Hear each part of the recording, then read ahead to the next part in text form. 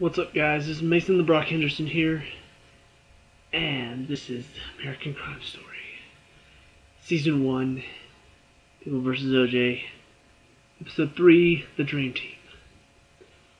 I gotta say, this episode really got to me, and in more ways than one. So, kind of starting off, there was something early on that was said by... No, this was actually... Can't remember where this was in the episode. But this is just something that stood out that I kind of wanted to make a quick statement about. It was Johnny Cochran talking about... what was the exact line? Crap. He was talking about, like, the rioters and the LAPD and how, like, these riots and all of this stuff, like, the cops just they aren't paying attention. They don't respect the black man or something like that. And I find it very funny because it's the same stuff that's going on right now in where was it Brooklyn, I think. But similar stuff where the whole thing that happened with the cop shooting the black kid, and people they rioted, they broke into stores, they destroyed stores and stuff. And it kind of makes me wonder, just like what he's saying here makes me wonder, do they really think that rioting and stuff will help? I mean, I'm not at all racist. I have no interest in dealing with racism. Honestly, this color of your skin should not matter for anything. We're all people. Who gives a crap about the color of your skin? That's my opinion, to be frank. And honestly, some of my most favorite people to hang out with are not white people, because generally white people can get annoying sometimes. So I have no issue with the color of people's skin, but at the same time, I gotta wonder, do you really think that rioting is somehow going to make us all go, oh, wow, because you guys rioted, and because you broke into stores and stuff, that really makes me respect you. That makes me think, you know what, these people would not be rioting if they got the respect they deserved.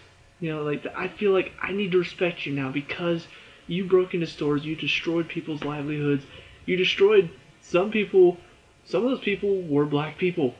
You destroyed their livelihoods. I'm going to respect you. Are you kidding me?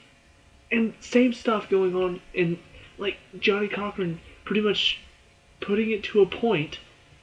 Like, the LAPD, after all the riots and all, they still do not respect the black man. You're rioting. If you made a protest, if you did stuff like that, that would make more sense.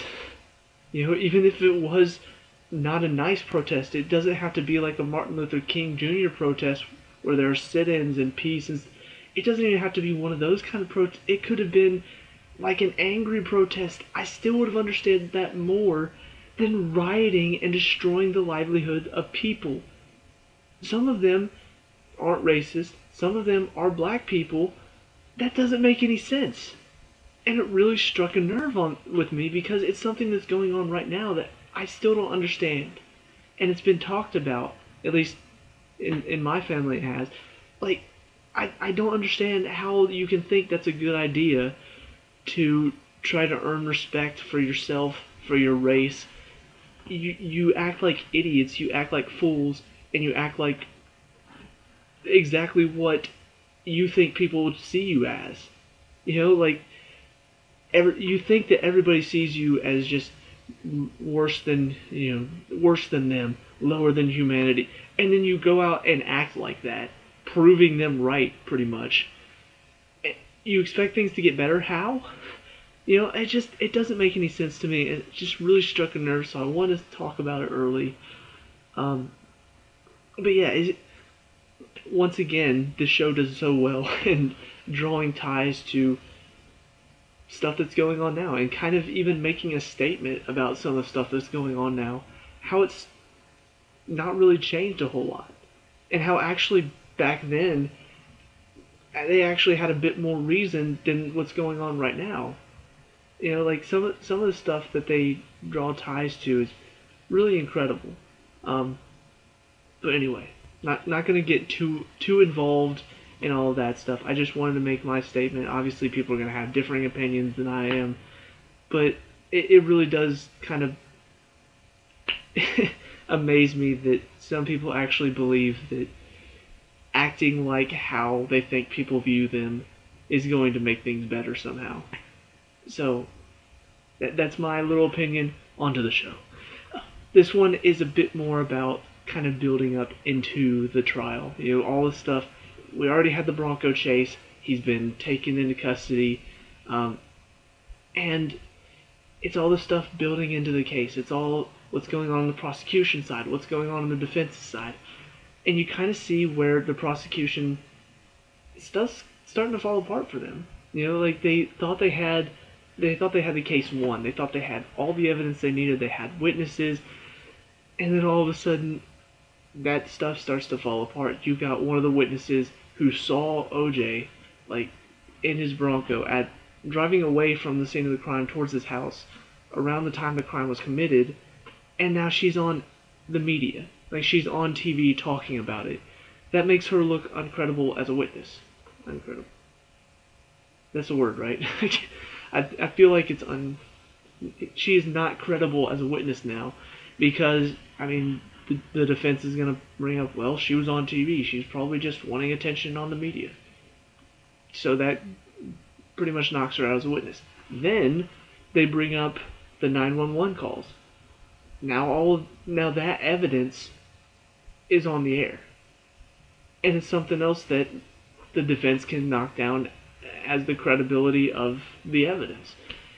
Following that evidence that makes it on the air, the story about the pulling the race card, that Robert Shapiro did the story with the newspaper article in the New York Times about the race of it all, about the Mark Furman, the policeman that clearly hates blacks.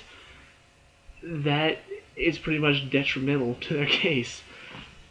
So it's so interesting to see, like, from the beginning to the end, it starts off where the prosecution is just like, we've got this one, and the defense is like, we are kind of screwed right now. Like, we need to get all hands on deck because at this point we are fighting for a lost cause. And then near the end, the tables have turned. Like, this episode is called The Dream Team because the defense assembles, quote, the Dream Team to try to defend him. I mean, you've got exactly what they need. They've already turned the tables on the prosecution and brought this case from he's definitely guilty to, well, now we can make it look like he's innocent. That's insane to me. That is like exactly what the show is about. Is showing how things went from it's such a clear cut he's guilty. It's such a clear cut guilty verdict to, well, let's look at it from the defense's point of view. And how they were able to turn the tables and get him declared not guilty.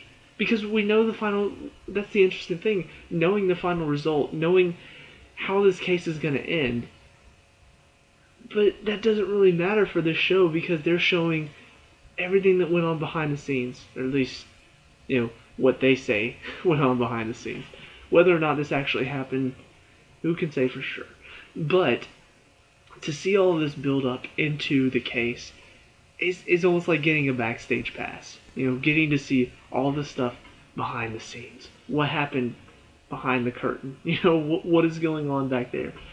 And some of it is very shocking. Some of it, like, if you have not watched the show and for some reason are watching this review and you do not have the stomach to deal with corruption and stuff like that, do not watch this show.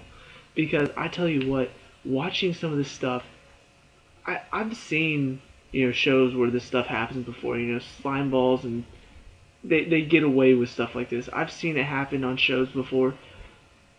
But knowing that this actually happened, knowing that this case really does exist and this happened barely, a little over 20 years ago, is all very surreal and crazy to watch. I mean, it is beyond nuts for me to sit here and go, this actually happened. All of this stuff, all of these clues, all this evidence, none of it was able to convict him. The fact that all of this ended up being for nothing, all of this evidence against him, obviously they got most of it thrown out. They had to, because if any of this evidence made it into court, he would be guilty. And yet, somehow we know he becomes not guilty. That's the craziest part of all of this show, is watching this, seeing how clear-cut guilty he was in the first episode, and now we're already in the third episode, and the defense is like, we've got this, guys. We got this. We know what we're doing. It's crazy. I mean, 2 episodes ago, I was saying, how on earth could he not be found guilty? How on earth could the jury actually say, oh, this guy's not guilty? Now in this third episode, I'm like, well, now I can see how. If the defense was actually able to succeed in making all of this evidence inadmissible in court, they were able, this woman who was a witness is now not a credible witness anymore. The prosecution case could easily fall apart. And it's kind of sad, but that's the problem with our judicial system. We have checks and balances. I get that, because without those checks and balances, there would be no freedom for anybody. But at the same time, you're granting a lot of freedom to some very bad people. Because, I mean, one of the craziest things, and this is something that has stuck with me, because I heard about it in middle school, the talk about, unreasonable search and seizure. I heard it talked about in middle school for the first time. And I still remember the first time I heard it, because I still remember as a kid picturing the worst.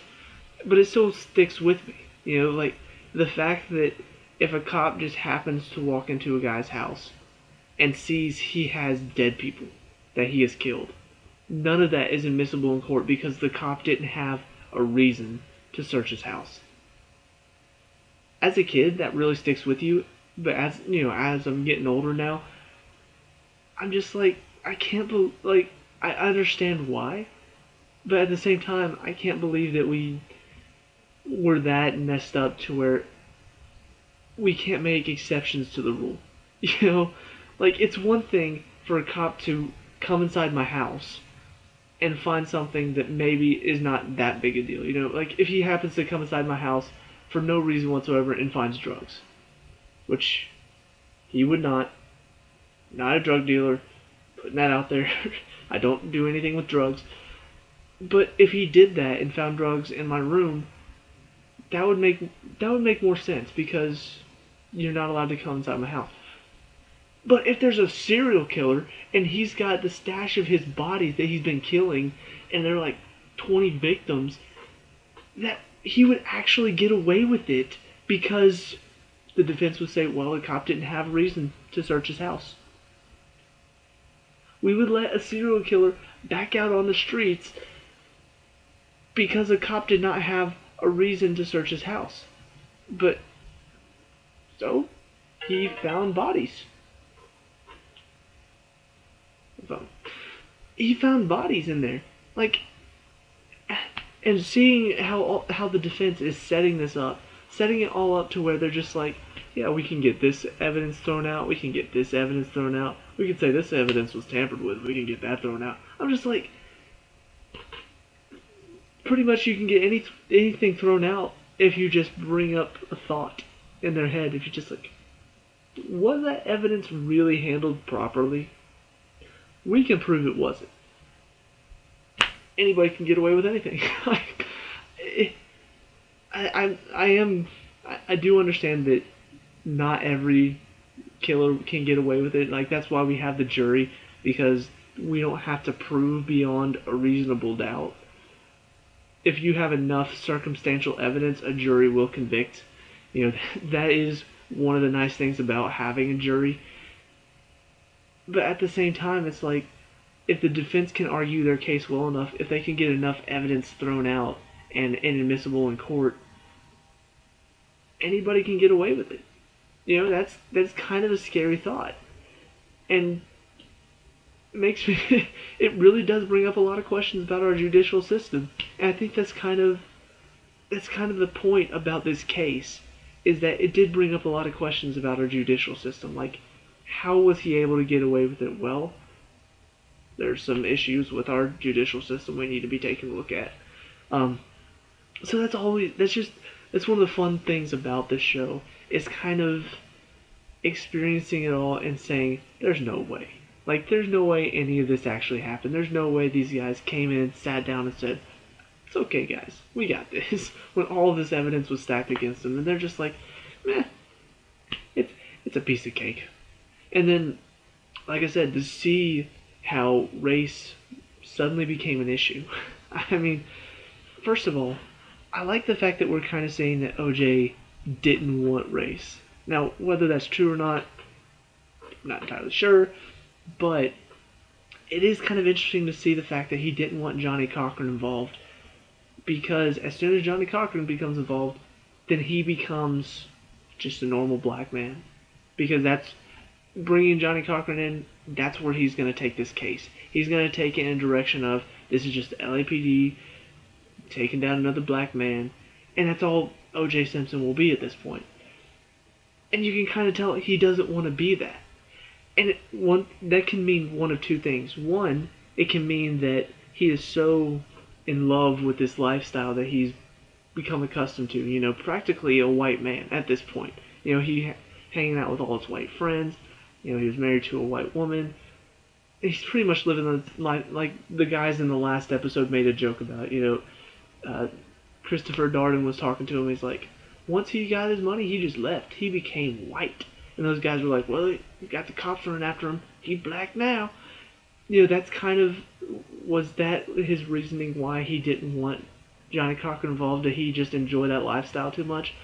The other thing is that maybe, and this is just a theory, I'm not going to actually say this is true, but there could be people out there, like with the rioting and stuff going on right now, black people that don't want to be looped in with that group of people that are rioting because they feel the same way that I do about it. Like, you're making the rest of your race look bad.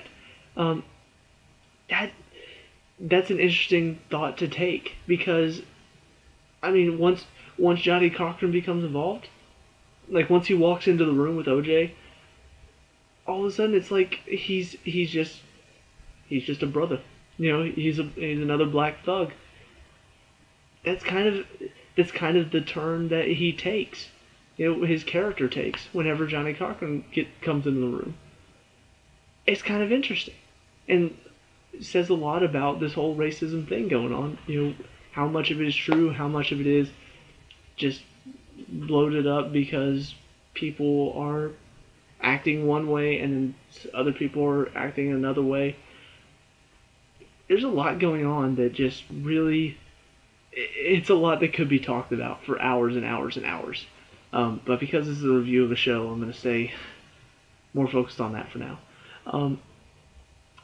So it's very interesting to see kind of the dilemma with OJ, whether or not he wants Johnny Cochran involved, all that stuff. Very, very fun to watch and very interesting to make your theories about what's going on. What else? You've got, I can't tell if I'm going to just completely hate Marcia Clark's character, or if I'm going to feel bad for her. Because I can kind of see where her downfall is at this point, and that is, she's letting it become way too personal for her. All the stuff about, first of all, as a woman, she's talking about how, tired of women not getting enough respect. She was beaten and nobody was saying anything about it because it was O.J. Simpson. Not enough women speaking up after being beaten by their husband. She took it very personally. And you can see more of how personally she takes it in this episode. Like, she is hell bent on taking everything to him full force. I mean, they were like, is death penalty on the table? Well, I think at this point anything's on the table. I'm just like, that's extreme. And that can make a jury be against you. I mean, when you take something so personally that it's almost like you're out for revenge, that people can look at that and say that person's crazy. Because revenge at times can look a little crazy to people who don't get it. To people who are looking in from the outside, revenge can at times seem very crazy. So I feel like that's going to be a major thing, is that she's going to be so bent on revenge, getting revenge, avenging the death of this woman who was not given enough respect, who was not given the time of day, even after being beaten by her husband several times, that she's going to just come off as crazy. And, I mean, they've already shown that one scene where they're asking, what is your opinion of Marshall Clark? And that woman's like, I think she's a bitch. And I'm just like, I could see how they could think that. So that's kind of where that seems to be leading. You've also got a bit of, like, Shapiro talking with, what was his name? Crap. He was the guy, not the lawyer they brought in. I can't, Dietrich or something like that. They talked about him using the word Harvard every 15 seconds, and kind of funny because he came in and one of the first words out of his mouth was Harvard. But he had like an analysis guy, a DNA analysis, and then he said, new guard meet old guard, and then that guy. I can't remember his name, but Shapiro was talking to him after the article in the New York Times. And it was, they were talking about what direction to go next. And from there, that's kind of where things really started to take a turn.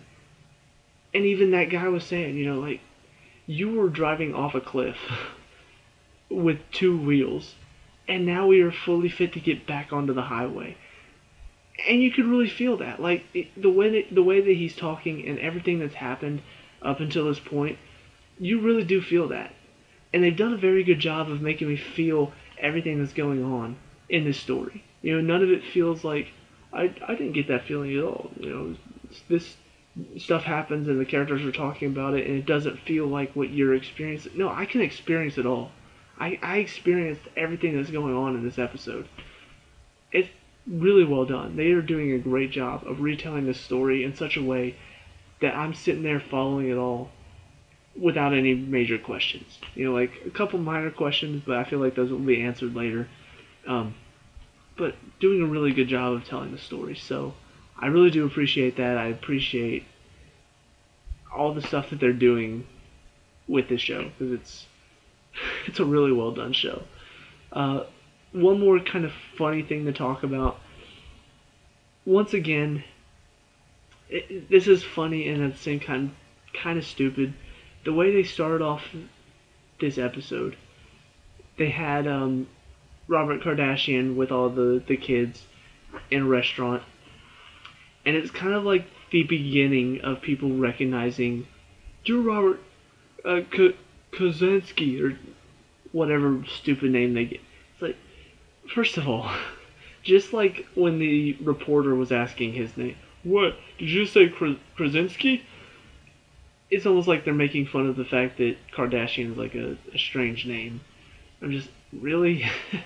and even the people inside this restaurant are doing it, like getting the name wrong. I'm like, I get the Kardashian's an unusual name, but would that many people really get it wrong, like Kardovian or whatever she said it?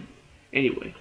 But they're kind of making this irony joke that, oh look, not many people know his name right, but now everybody knows the name Kardashian. And this is kind of like where they get their popularity from, most of it. This is where it all started. Nobody really knew the name Kardashian before this, and then Robert Kardashian was in the center of all of this. And so now everybody knows the name Kardashian, and now people know the name Kardashian for very different reasons. Anyway, one of the interesting things in this was at the end of that little scene, he starts talking to his kids about fame and how fame is fleeting and it doesn't mean a whole lot.